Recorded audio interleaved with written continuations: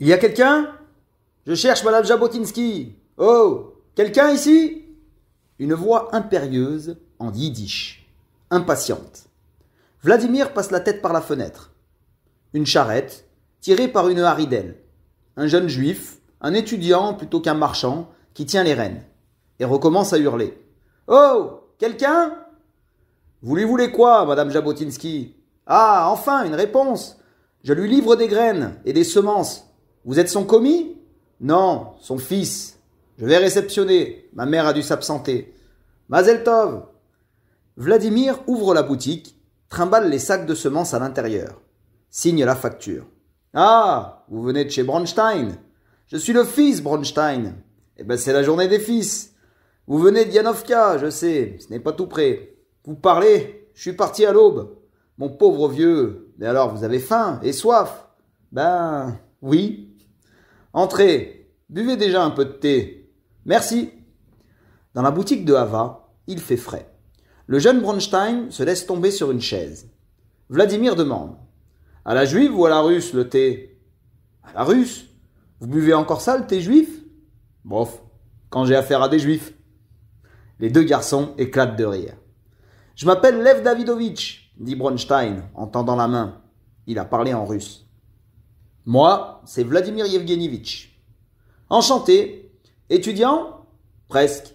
Comme moi. Où êtes-vous allé au lycée? Odessa. Non, on aurait pu se croiser. Alors vous connaissez la ville? Comme ma poche. Vous connaissez Gitsa, le roumain? Ah non. Le meilleur restaurant d'Odessa, à mon avis.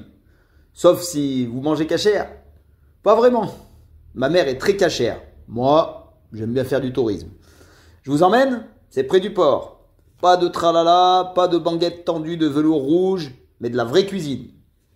La carriole confiée à Reb Osher, le voisin, les jeunes gens sont partis d'un bon pied. Un fiacre passe. Vladimir le hèle. Lev s'étonne. Vous avez des sous pour un presque étudiant? Vous inquiétez pas, je gagne très bien ma vie. Ah ouais? Les cartes? Mais non, quelle idée! J'écris dans les journaux. À votre âge? Et vous gagnez assez? Comme vous le voyez. Le fiacre descend rapidement les avenues plantées d'acacias, les rues commerçantes. Voici les escaliers. C'est là, à droite, dit Vladimir. Des tables de bois sont dressées sur le trottoir. De braves garçons juifs baffrent une mameligue fourrée de fromage et lampes de la Slivovitz. À leur côté, des filles décolletées qui se gavent d'olives et boivent du vin doux dans de grands verres. Deux vieux grecs, bien mis, mangent des brochettes de cochon de lait. « Allons dans le jardin !» explique Vladimir. Ils traversent la salle de restaurant, basse, obscure, encombrée de tonneaux de saumure, harengs, olives, cornichons. Le long des murs, des bouteilles de toutes formes et couleurs. Vins, liqueurs, apéritifs et digestifs. Les boissons transparentes ou ambrées du nord et celles du sud, rouges, roses, vertes.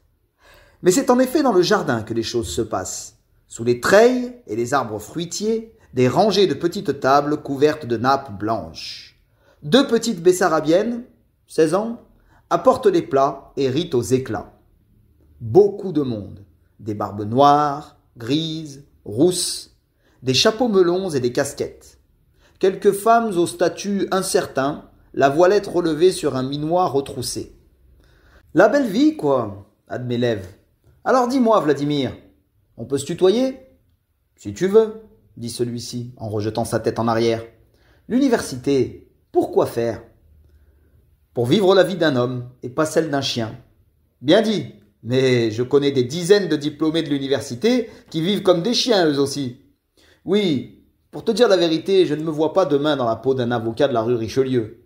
Ni dans celle d'un médecin de la rue de Ribas. Gros honoraires, belle maison, datcha, jolie femme, jolis enfants, une petite maîtresse, un voyage à Carlsbad tous les ans, un autre à Paris tous les 2 ans. Certains sont heureux comme ça. Moi, je sais que quelque chose d'autre m'attend. Tu me plais, Vladimir. Tu me ressembles, hein? Tu es né le 17 octobre 80. Pas vrai. Moi, 26 octobre 79.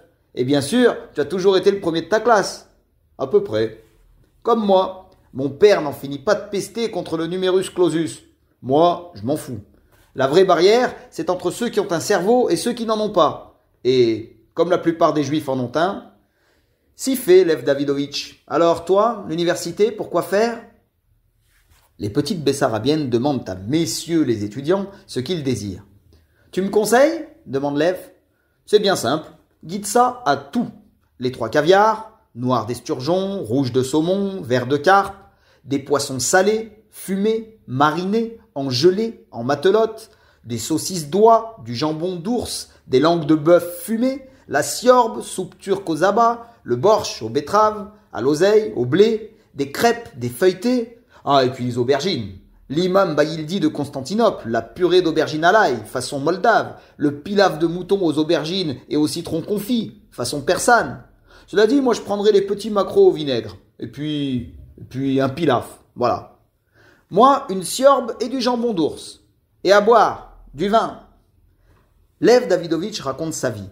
Yanovka, c'est à la fois le nom du village et de la ferme tenue par ses parents. 300 acres. Son père s'y est installé en 79, quelques mois avant sa naissance. Une tradition familiale. L'arrière-grand-père avait déjà tenu une exploitation en Chersonide, du temps du duc de Richelieu.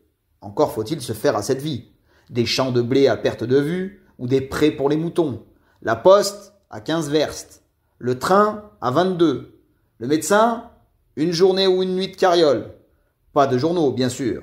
Le froid et la boue en hiver. La chaleur suffocante en été. Les mouches. Les cafards, les punaises dans les lits, même dans une maison bien bourgeoise comme celle de ses parents. Car Bronstein père, en 20 ans, a réussi. En 79, la ferme ne comportait qu'une grosse chaumière au toit de chaume et 2 granges. Maintenant, elle est un petit village à elle seule, en passe de supplanter le vieux bourg de Yanovka de l'autre côté de la route.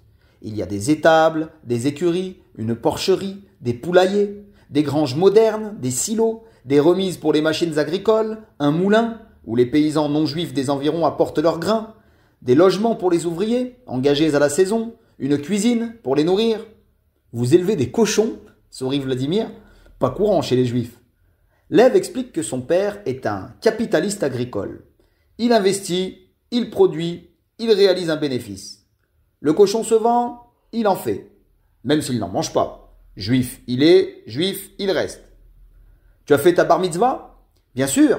À 7 ans, on m'a emmené à Gromoklei, une colonie agricole juive qui existe toujours, à quelques verstes de Yanovka. Tant de roubles et tant de sacs de blé, et me voici enrôlé au Heder, comme un acide à papillotes. Le maître était un vieux cérémonieux, toujours en train de sourire. J'étais censé apprendre l'hébreu, le russe et le calcul. Mais j'aimais bien Gromoklei. Je vivais chez mon oncle Avram et ma tante Rachel, de braves gens qui me gâtaient beaucoup. Et j'y avais de petits copains, des juifs, un peu plus dégourdis que les fils de Moujik. Bref, oui, j'ai fait ma bar mitzvah. Mais je n'ai jamais réussi à croire une seconde à Dieu, à la Torah et à toute la sainte salade. Ça attriste mon père.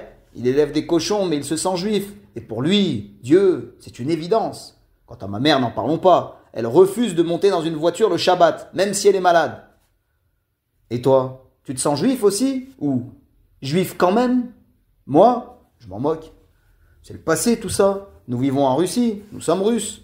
Et quant à la religion, elle va bientôt disparaître de la terre entière. Il n'y aura plus ni chrétiens, ni juifs, ni turcs, ni hindous. Je ne connais pas un seul homme intelligent, un seul homme avec un cerveau qui croit encore en Dieu. D'accord, il en reste un ou deux. Pasteur, par exemple. Il est toujours catholique, le bougre. Darwin, ça m'a choqué, mais c'est ainsi. Il a cru en Dieu jusqu'à sa mort. Ou du moins, a-t-il fait semblant. Les assiettes se vident, les verres se remplissent à nouveau. Vladimir est enchanté de sa journée. Cette rencontre est passionnante, presque mystérieuse. Le garçon lui ressemble de si près, tout en étant si différent sur d'autres points. Les légendes germaniques lui reviennent en mémoire. Le doppelganger, le double, cette copie conforme qu'il vaut mieux ne pas croiser sur son chemin. Mais Lev n'est pas vraiment un double, plutôt un frère jumeau. Ils mènent des vies parallèles, mais restent séparés. Les Bessarabiennes, elles aussi si semblables, des sœurs sans doute, ou peut-être des cousines, servent des fromages secs enrobés de poivre concassé que l'on grignote sur un bout de galette chaude avec un petit verre de vodka au miel. Lev Davidovitch a recommencé à parler. Son père, dit-il, est un homme bon, honnête, qui se dévoue à sa famille. Dans l'ensemble, il traite bien ses employés. Mais pourtant, dans d'autres occasions, il est affreusement rude avec eux. Un jour, il confisque la vache d'un paysan. Celui-ci le suit, les pieds nus, noirs de crasse, les yeux emplis de larmes et de haine. « Ma vache, elle est à moi, rends-la-moi !» Le père s'en tient à sa décision. « Premièrement, tu me dois trop d'argent. Deuxièmement, regarde-la ta vache, elle n'a plus que la peau sur les os. Si tu veux la nourrir convenablement, tu devrais m'emprunter des années entières de salaire.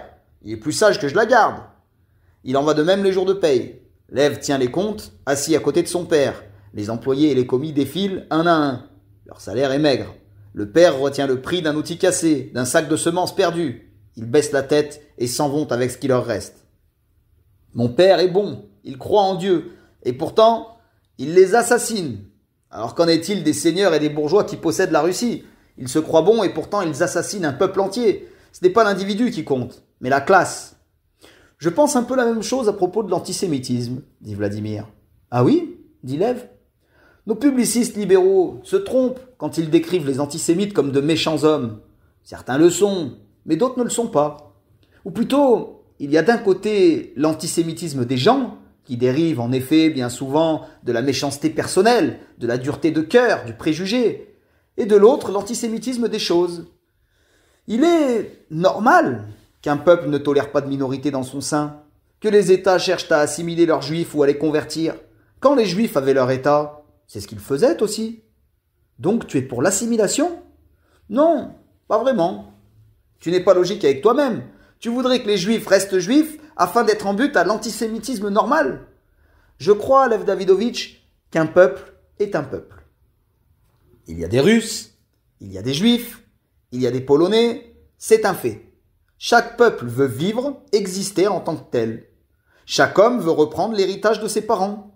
Les Russes ont raison de vouloir russifier les non-Russes, y compris les Juifs, et les Juifs de vouloir rester Juifs. Autrefois, ce n'était pas grave, parce qu'il y avait de la distance, de l'espace entre les gens. Le monde ressemblait à ton village, Yanovka. 15 verstes de la maison à la poste, c'est-à-dire une journée de marche à pied ou une heure à cheval. Aujourd'hui, le monde a rétréci. Il ressemble à Odessa. Les gens vivent les uns sur les autres. La poste est au coin de la rue. Les peuples se cognent au peuple. Et ça fait mal. C'est pourquoi le principe des nationalités l'emporte, depuis la Révolution française et Napoléon. Un peuple par État et un État par peuple. Vladimir Yevgenievitch, tu es intelligent, mais là tu déraisonnes. De quel État parles-tu pour les Juifs? D'un État juif. Il y en aura un, inéluctablement. Si les Juifs ne le construisent pas eux-mêmes, l'Europe les y forcera, en les chassant, ou pire. Mais où le vois-tu, cet État? En Eretz Israël, peut-être. En Palestine? Tu rêves?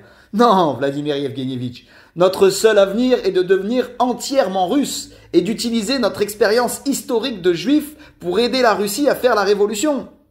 Tu es populiste, socialiste, marxiste. En prononçant ce mot, Lev fixe Vladimir dans les yeux. Celui-ci demande 2 derniers verres de vodka. À Lev Davidovitch Bronstein, général de la Révolution. L'autre lève son verre, lui aussi. À Vladimir Yevgenievitch Jabotinsky, général de Sion.